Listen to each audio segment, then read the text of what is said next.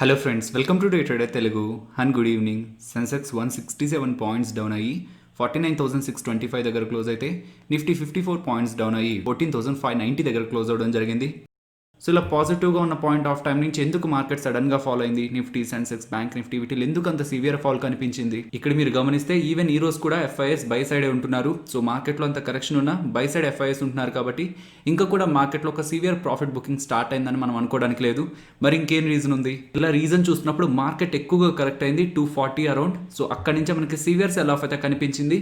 And అదే point of టైంలో Covishield vaccine తయారు చేస్తున్న సీరం ఇన్స్టిట్యూట్ ఆఫ్ ఇండియా పూణేలో ఉన్న వీళ్ళ మ్యానుఫ్యాక్చరింగ్ ఫెసిలిటీలో అగ్ని ప్రమాదం జరిగిందని అక్కడి డిప్యూటీ కమిషనర్ 245 అరౌండ్ అయితే ఒక అప్డేట్ చేయడం జరిగింది. మేబీ అది మార్కెట్ని కొంత నెగిటివ్గా ట్రిగ్గర్ చేసి ఉండొచ్చు. బట్ మార్కెట్ క్లోజ్ అయిపోయిన తర్వాత ఈవినింగ్ 5:10 అరౌండ్ ఆ జరిగిన అగ్ని ప్రమాదం రిలేటెడ్గా serum institute of India CEO Adar Poonawalla గారు అయితే ఒక ఇంపార్టెంట్ అప్డేట్ చేయడం జరిగింది. ఏ వ్యాక్సిన్ అయితే మేము తయారు చేస్తున్నామో సీరం ఇన్స్టిట్యూట్ ఆఫ్ ఇండియాలో, సో ఆ వ్యాక్సిన్ ప్రొడక్షన్ రిలేటెడ్గా భయపడాల్సిన అవసరం లేదు. ఇలాంటి డిస్టర్బెన్సెస్ ఉన్న ప్రొడక్షన్ ఇంపాక్ట్ కాకుండా ముందుగానే మేము చర్యలు తీసుకున్నాం. రిజర్వ్గా ఉన్న మ్యానుఫ్యాక్చరింగ్ ఫెసిలిటీస్లో ఈ వ్యాక్సిన్ ఒక తయారీ జరుగుతూనే ఉంది. సో ప్రొడక్షన్ రిలేటెడ్గా ఎటువంటి ఇంపాక్ట్ లేదు. సో దీని రిలేటెడ్గా గవర్నమెంట్స్ కానీ పబ్లిక్ కానీ ఆందోళన చెందాల్సిన అవసరం లేదని serum institute of India CEO అయితే అప్డేట్ చేయడం జరిగింది. ఓకే, ఇది ఈ రోజు వచ్చిన అప్డేట్. కమింగ్ డేస్లో మార్కెట్ని ఏ ఈవెంట్స్ ఎక్కువ నెగిటివ్గా ఇంపాక్ట్ చేయడానికి పాసిబిలిటీ ఉంది? మార్కెట్ ప్రీవియస్ డేస్ నుంచి కూడా ఆల్ టైమ్ హైస్ని టచ్ చేస్తూనే ఉంది. అండ్ ఈవెన్ సెన్సెక్స్ ఈరోజు 50,000 మార్క్ని అయితే టచ్ చేసింది.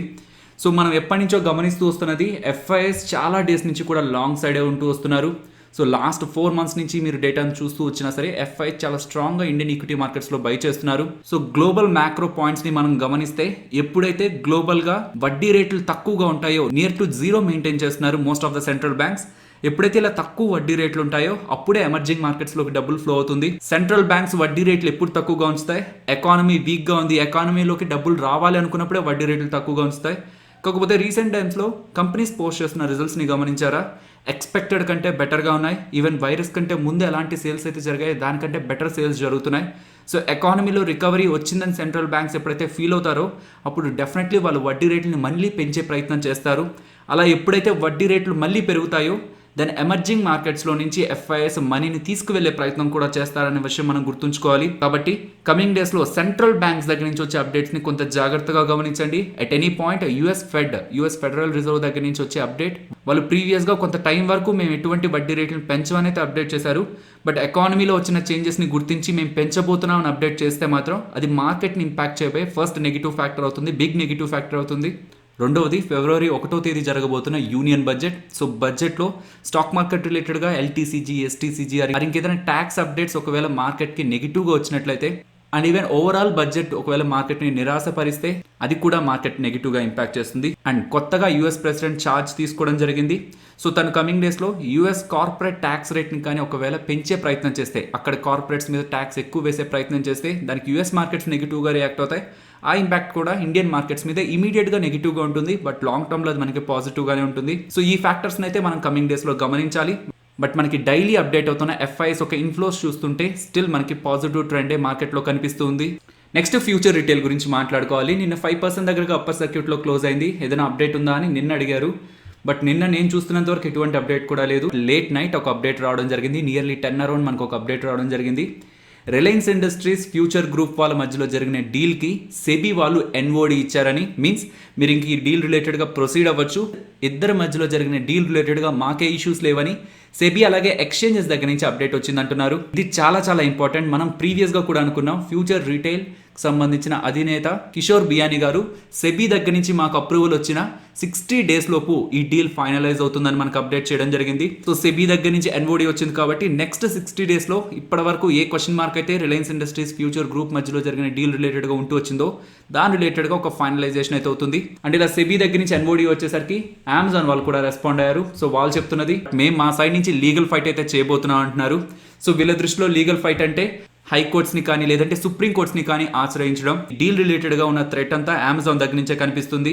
ఒకవేళ వీళ్ళు ఈ డీల్ జరగకూడదు, ఇది ఆపే ప్రయత్నం చేయండి, ఇలా వీళ్ళకి ఎన్ఓడి వచ్చింది, ఈ డీల్ కంప్లీట్ అయిపోతుందని సుప్రీంకోర్టు దగ్గర నుంచి స్టే ఆర్ ఏదైనా హైకోర్టు దగ్గర నుంచి స్టే తీసుకొస్తే అది నెగిటివ్గా ఇంపాక్ట్ చేస్తుంది అనే విషయం మనం గుర్తుంచుకోవాలి. But as of now SEBI దగ్గర నుంచి ఎన్ఓడి రావడం అనేది స్పెషల్లీ ఫ్యూచర్ రిటైల్కి ఎక్కువ పాజిటివ్గా ఉంటుంది. అండ్ దెన్ రిలయన్స్ ఇండస్ట్రీస్ కూడా ఈ స్టాక్లో ఇన్వెస్ట్మెంట్ చేసిన వాళ్ళు కమింగ్ డేస్లో అమెజాన్ వాళ్ళు తీసుకుంటున్న చర్యలను కూడా గమనించాల్సి వస్తుంది. Next Aditya Birla fashion and retail గురించి మాట్లాడుకోవాలి. సో ఓపెనింగ్ దగ్గర నుంచి నియర్లీ 10% దగ్గరగా కరెక్ట్ అయింది. అండ్ వచ్చిన అప్డేట్ గురించి మాట్లాడితే అక్టోబర్ 2020 పాయింట్ ఆఫ్ టైంలో ఆదిత్య బిర్లా ఫ్యాషన్ రిటైల్లో 7.8% వాటాని ఫ్లిప్కార్ట్ వాళ్ళు కొనబోతున్నారు.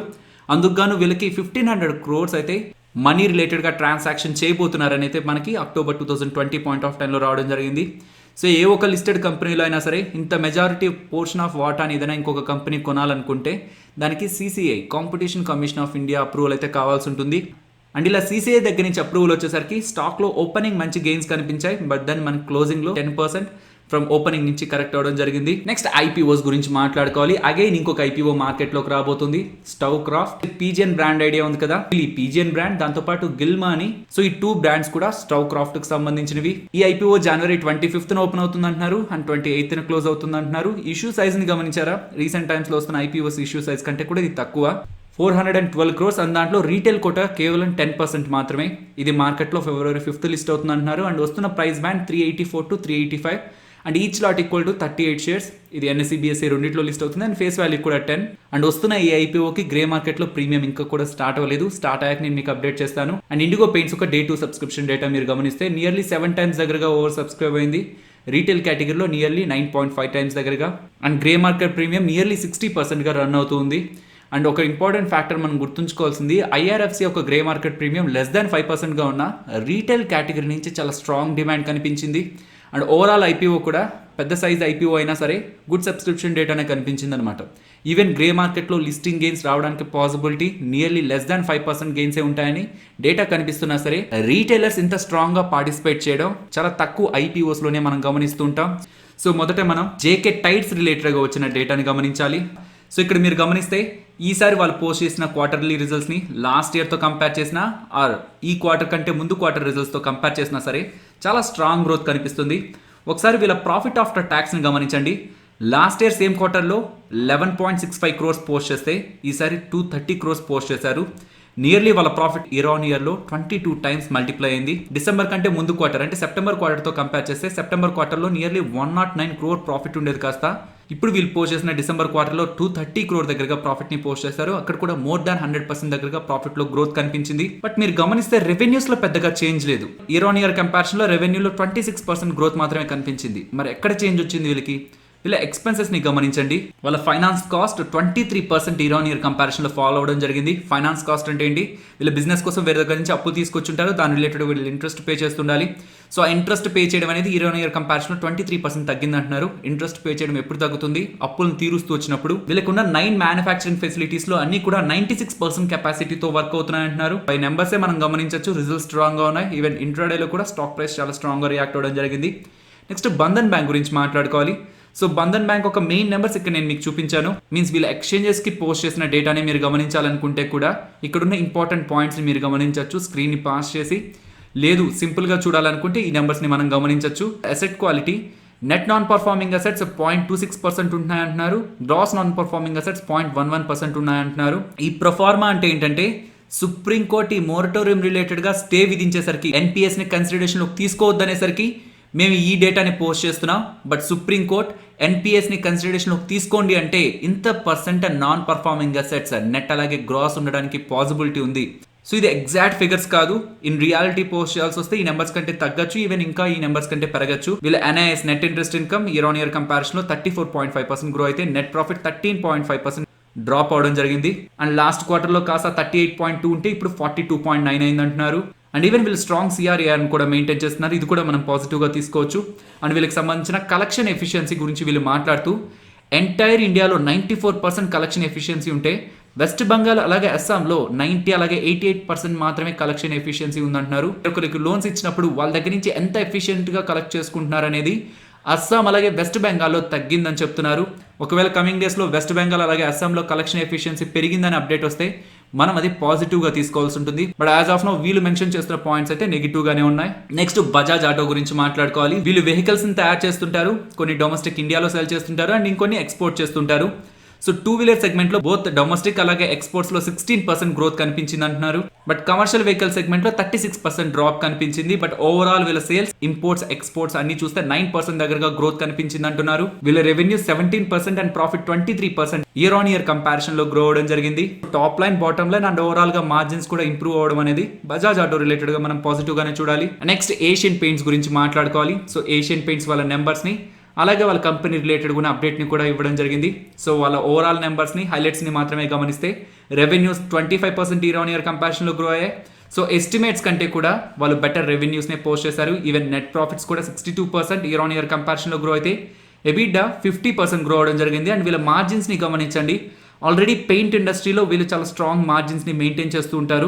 ఈవెన్ ఆ మార్జిన్స్ కూడా ఇంప్రూవ్ అయ్యి లాస్ట్ టైం 21.9% ఉంటే ఇప్పుడు 26.3% ఎబిడా మార్జిన్ ని మెయింటైన్ చేస్తున్నారు అంటున్నారు.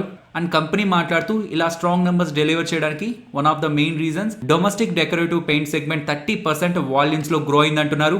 సో స్పెషల్లీ ప్రీమియం అలాగే లగ్జరీ పెయింట్స్ రిలేటెడ్ గా ప్రజలు ఆసక్తి చూపిస్తున్నారు కాబట్టి ఆ సెగ్మెంట్స్ లో వచ్చిన గ్రోత్ ఓవరాల్ ప్రాఫిటబిలిటీని పాజిటివ్ గా ఇంపాక్ట్ చేసింది అంటున్నారు. నెక్స్ట్ నిఫ్టీ అలాగే బ్యాంక్ నిఫ్టీ లెవెల్స్ ని గమనిద్దాం. నిఫ్టీ సపోర్ట్ ని 14,520 దగ్గర గమనిస్తున్నాను అండ్ రెసిస్టెన్స్ 14,680 దగ్గర. And bank Nifty support immediate గా 31,860 and resistance 32,570. Next Nifty option chain గురించి మాట్లాడుకోవాలి ఫ్రెండ్స్. ఇప్పుడు మీరు చూస్తున్నది 28 జనవరి మంత్లీ ఎక్స్పైరీ కాంట్రాక్ట్ డేటా.